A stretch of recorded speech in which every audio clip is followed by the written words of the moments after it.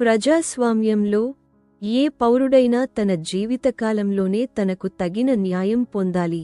అన్బు ఉదయం, రాజకీయాల పవిత్ర గ్రంథం, భాగం 6, అధ్యాయం 52, పేజీ 614.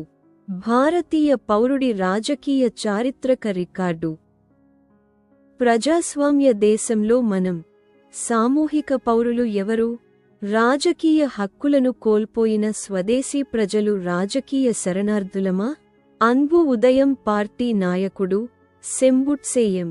సుభాష్ బాబు ఆగస్టు 15, 2025న అన్బు ఉదయం పార్టీ తరపున గౌరవనీయ కార్యదర్శి ఎన్నికల కమిషన్ ఆఫ్ ఇండియాకు రాసిన లేఖ ఆధారంగా ప్రసంగం.